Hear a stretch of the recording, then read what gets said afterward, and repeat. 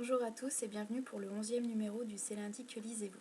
La semaine dernière j'ai assez peu lu puisque je me suis concentrée sur l'article du 15 littéraire qui est sorti hier. Donc ça m'a pris beaucoup de temps, j'ai passé énormément de temps à faire des recherches, à rédiger, à résumer, à trouver des photos et à mettre en page.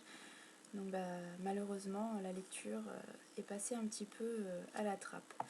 Donc j'ai terminé quand même la deuxième partie du manuscrit Moi l'Indien de Alexis ZS. À chaque fois je disais SZ mais c'est bien ZS, je me suis trompée, je suis désolée. Donc vous pouvez trouver ces deux premières parties sur Amazon. Vous cherchez Moi l'Indien et vous le trouvez. Ils sont disponibles en format numérique pour quelques centimes d'euros, donc allez-y si ça vous tente. La deuxième partie m'a pas mal plu, il y a un petit peu plus d'action, ça bouge un petit peu plus que la première. Et par contre maintenant, je ne sais pas du tout comment ça va pouvoir continuer, alors je suis assez curieuse de lire la suite, la troisième et dernière partie, voilà, que je prévois assez rapidement. Ensuite, j'ai commencé et terminé Le Chuchoteur de Donato Carizzi. Donc c'est un thriller qui a eu énormément de bons échos. Ça m'a plu. Vraiment, j'ai trouvé ça pas mal. Le début un petit peu long, j'ai un petit peu peiné à entrer dans l'histoire. Surtout qu'il y a pas mal de changements de point de vue et j'étais un petit peu perdue, mais une fois qu'on a compris le truc, ça va tout seul. Et donc alors, l'histoire du chuchoteur, c'est une équipe d'enquêteurs qui tombe sur un petit cimetière et dans ce cimetière, ils retrouvent 6 bras de petites filles. Donc, ils savent à qui appartiennent les 5 premiers bras, mais ne savent pas qui est la 6e petite fille. Donc ils font venir une enquêtrice spécialisée dans la recherche d'enfants disparus, Mila, pour qu'elle puisse retrouver cette 6e petite fille. Et ils se rendent compte en plus que si les 5 premières sont mortes, la 6e apparemment est en vie, et justement ils essayent de trouver le coupable et de remettre un petit peu les pièces du puzzle à l'endroit pour pouvoir trouver cette petite fille avant que le serial killer ne la tue. Alors j'ai trouvé ça vraiment pas mal mené. C'est sûr que la narration n'est pas linéaire, donc c'est pas toujours très facile de se retrouver avec les différents points de vue, mais justement ça donne un petit rythme et ça vaut le coup. J'ai vraiment beaucoup aimé. Il y a juste à un moment dans l'enquête où j'avais deviné ce qui allait se passer, mais pour le reste, j'ai vraiment été de surprise en surprise et les 100 dernières pages, je les ai pas du tout vues venir. Donc voilà, je conseille Le Chuchoteur de Donato Carizzi. Donc il est sorti au livre de poche l'année dernière, il me semble, enfin il n'y a pas très longtemps. Voilà, c'est un petit pavé quand même, il fait 500, un peu plus de 500 pages, 575. Voilà, 575 pages, mais ça se lit plutôt bien. Je vous le conseille, c'est un bon thriller, dans le genre, c'est plutôt pas mal. Voilà, Le Chuchoteur. Et j'ai juste commencé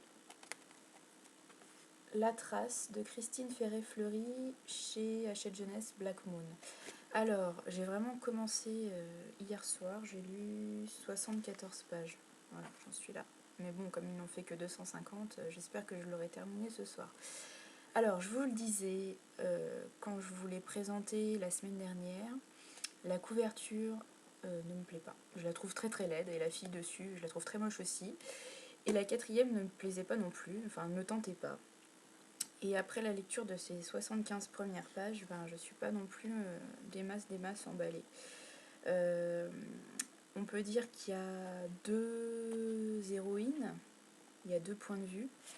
Alors, il y a Sarah, qui est celle qui est représentée là, puisque c'est la mariée, et Rebecca, une de ses petites cousines, qui est demoiselle d'honneur le jour de son mariage. Alors Sarah, pour le moment, l'auteur ne lui a accordé qu'un chapitre ou deux, donc on n'a pas trop eu le temps d'apprendre à la connaître, mais elle m'a l'air plus sympathique déjà que Rebecca, la petite cousine de 17 ans, qui elle m'insupporte. Je déteste vraiment ce genre d'héroïne, Rebecca, surnommée Becky, c'est la petite française. J'espère que les étrangers ne nous voient pas comme ça, parce que on a du souci à se faire. Vraiment, Rebecca, c'est la petite capricieuse qui a 17 ans, qui est tombée amoureuse du fiancé, du futur marié, et qui en veut à sa cousine de lui voler le marié.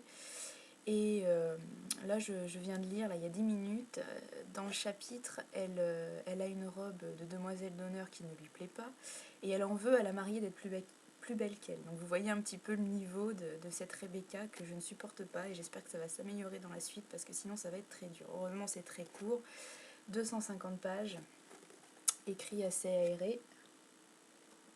Donc voilà, j'espère que ça va se passer vite.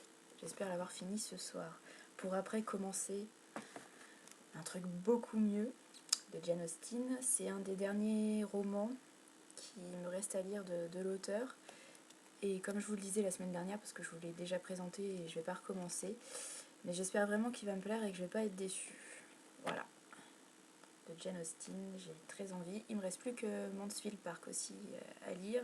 Et puis tous les textes mineurs.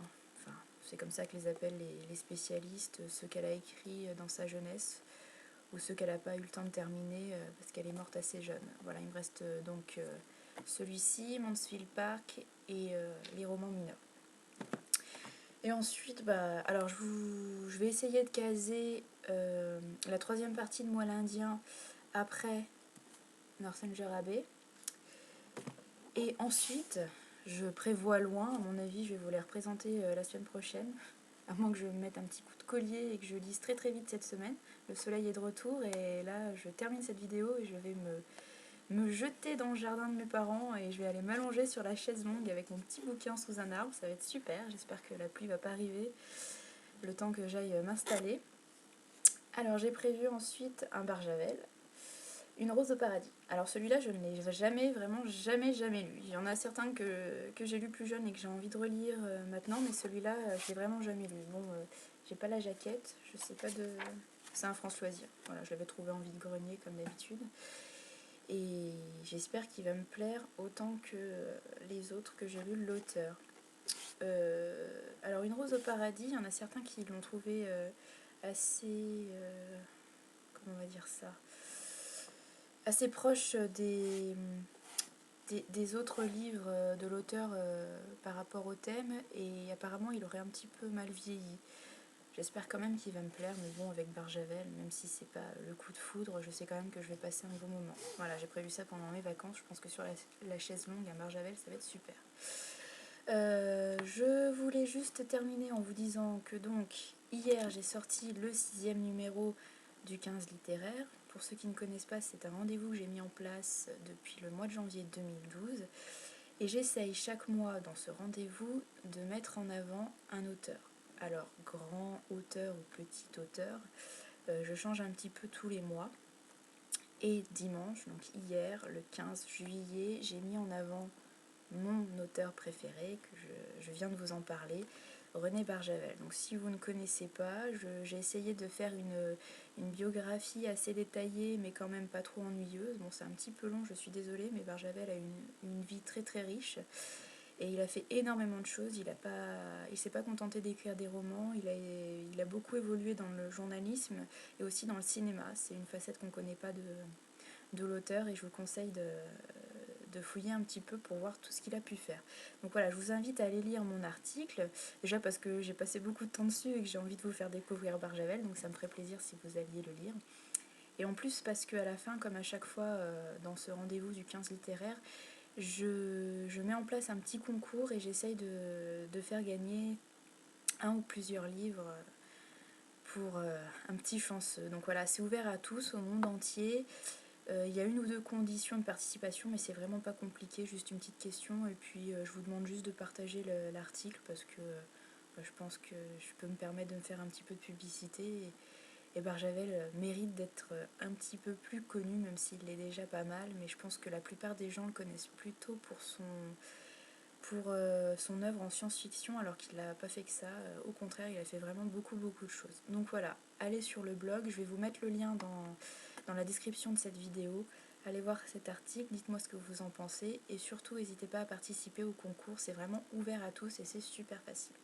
Voilà, je vous souhaite une bonne semaine, j'espère que la semaine prochaine j'aurai plus de lectures à vous présenter et plus de choses à vous raconter.